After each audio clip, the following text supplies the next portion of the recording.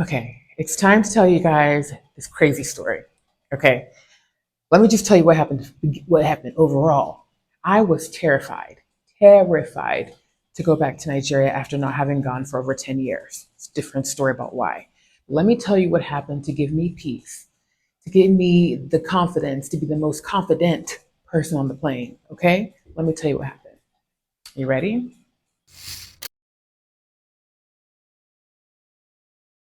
So let's get started. Basically, I moved to Los Angeles, California when I turned 30. I wanted an adventure. At some point after working through corporate America in Los Angeles, I started feeling like, okay, what is the point of this life? I can't just be here to work some more, you know? So genuinely went on a journey to figure out what I was supposed to be doing, and I felt very much that I was supposed to be going back to Nigeria.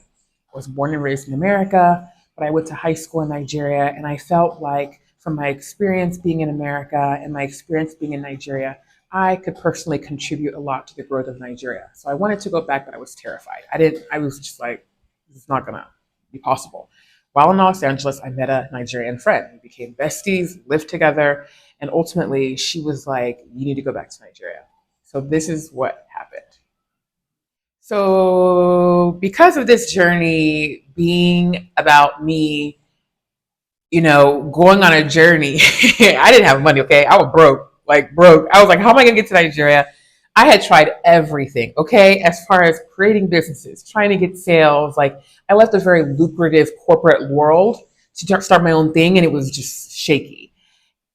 So what happened was my friend ultimately was able to get me a ticket, but she walked into my room and she was like, look, I see a plane ticket here. It is a very good rate, best rate we've seen since this whole time we've been looking. And I have to buy it now, but it leaves in 2 days. I was like, excuse me? And she's like, should I get it? I said, you know what? This is about faith. This is about going on a journey. Yes, buy the ticket.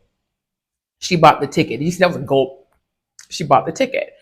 So I was like, okay, I need to pack. I need to figure out. I need to like just how am I gonna have money in Nigeria? I was going crazy. So I call my mom and I'm like, mommy, I'm going to Nigeria tomorrow. Like I called her the day after about the ticket.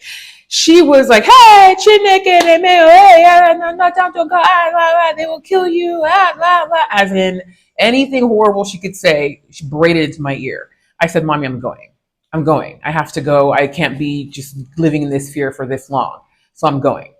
So she was like, well, if you go, you have to wear a waist purse, with fanny pack. She called it a waist purse because, she fear of someone stealing from me or kidnapping me and capturing my money from my purse or something.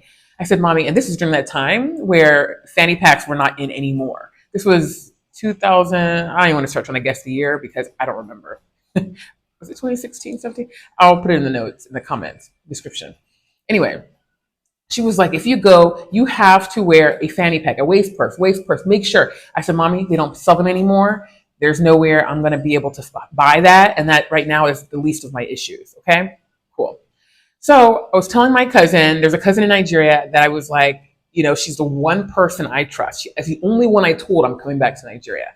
I said, meet me at the airport. Okay, just meet me at the airport, and I was planning on holding on to her, and she's the one I got. At least I talked to her. So she was like, you know what you can bring for me, please? I know you don't have much money, but you know what you can bring for me? Any used cell phones and peanut butter. The last time I had been in high school back in the day, I had peanut butter and she loved it. And they have peanut butter in Nigeria, but she wanted the American kind. So I said, okay, I'll bring you peanut butter and let me figure out how to get some used cell phones. So we lived in a nice place in California, in Los Angeles. So I went ahead on the Nextdoor app. We had the worst house in the nice neighborhood, but anyway, in the house, we lived there. So I went on the Nextdoor app and I said, I'm going to Nigeria and I would love if anyone can donate any used cell phones. I'll be leaving tomorrow. So any used cell phones you have, please contact me at this number. Thank you. Bye. Then I went to the dollar store and I bought 2 jars of peanut butter, dollar each back then. Bought them, came home, mind my own business, figuring out the rest of my life, right? So this lady calls me. There were like 2 people that sent me messages, like text, like, hey, I have a used cell phone. Come and get it. It'll be in the mailbox. Thank you so much. 2 people. One more lady called me. And I'm like, okay, hello. And she's like, hi. Oh my gosh, I just saw your next door post that you're going to Nigeria and that you need these cell phones. Is there anything else you need? And I was like, no, ma'am, I don't need anything else. Do you have any used cell phones?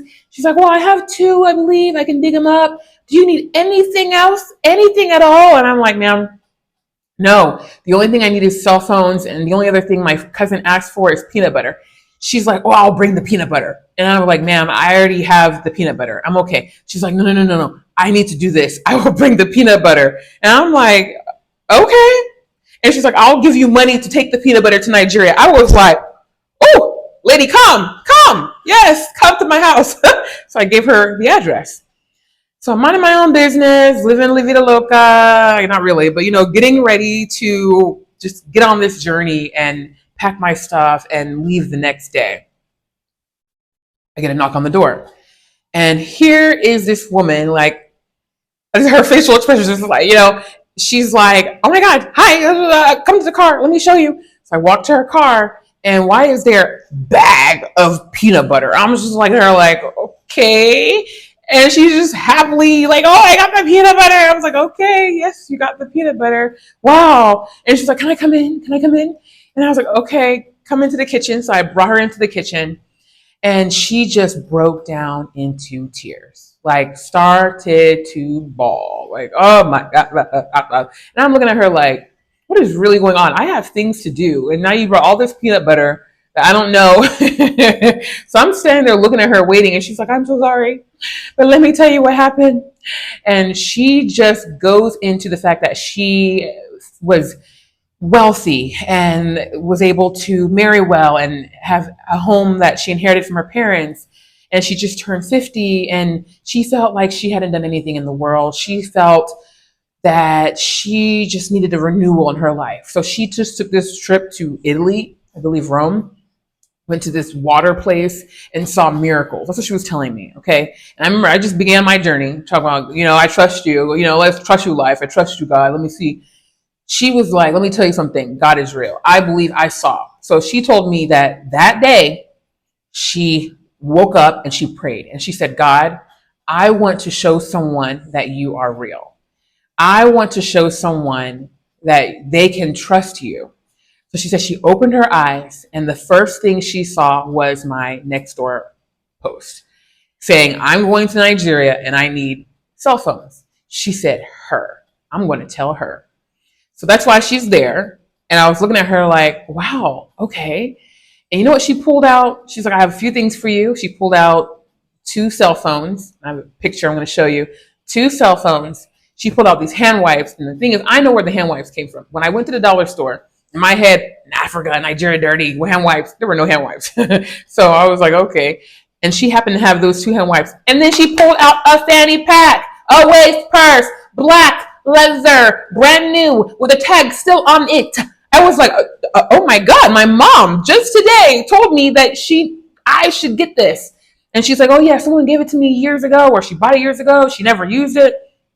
I was like, lady. And then she gave me $300. I was just like, oh my God, and let me tell you, it's another story for another video, but I came back with that $300. Okay. I didn't even need it. Anyways, she gave me $300, and then she gave me a necklace, and I was like, oh, this is cute. She said, it's not for you. And I was like, oh, okay. It's a Catholic necklace. I'm not Catholic. I don't know how she knew that, but she said this necklace is for someone in Nigeria. You'll know when you meet her. And side note, I knew when I met her. I was flown to a different state in Nigeria from Lagos to Port Harcourt. And while there, I met this girl. She was just sitting in a corner by herself. I think we were at a hotel, and she was just like that. And I was just talking. I'm always talking, and she's like, "Oh my God, you're so friendly. Oh my God, I didn't know you could be friendly. Oh my God, you're from America and you're friendly. Can I talk to you?" And she comes, sit down, and start crying. Like, I don't know how I have this effect on people. She started bawling that her mom just was killed, and her mom was Catholic, and she's Catholic, and she'll have to drop out of school. Just went into the whole story about her mom just got married, but died 2 months later, and he must have killed her. and she was looking for a necklace, and something about a necklace. I was like, girl, let me tell you something. I told her the story about how I got to Nigeria comfortably and confidently. And then I told her, I have your necklace. And it gave her peace to hopefully move on from that situation. She was like, she needed to hear that story. She needed to hear this story. And I sent the necklace to her. So coming back to present day moment of the time, when this lady was in my kitchen giving me this, I was just like, oh my God, I am leaving tomorrow. Imagine, I've been thinking about this lately. This happened the day before my trip. That someone, a stranger, came to my house with gifts and money and a fanny pack that my mom needed to give her the peace to let me go. Crazy, random stranger. And she told me, you know what? You need to read this book. And she showed me a picture. It's called When God Winks. It's called God Winks, like winks. And shoot, honey, since then I've been looking at the called signs. I pay attention, and it's just the beauty of life, to be honest. So she was just amazing, amazing. Gave me all this stuff.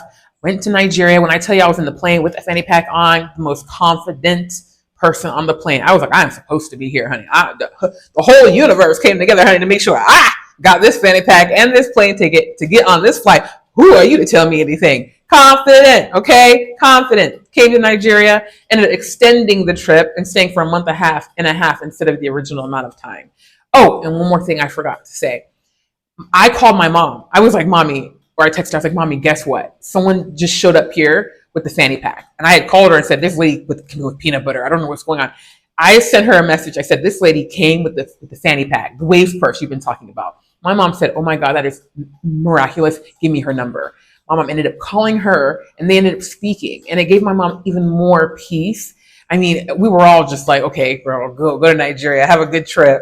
And we ended up becoming friends, me and this woman, when I came back to Nigeria. Me and my roommate ended up going to her house for monthly bingo nights, telling her other friends what was going on and what happened.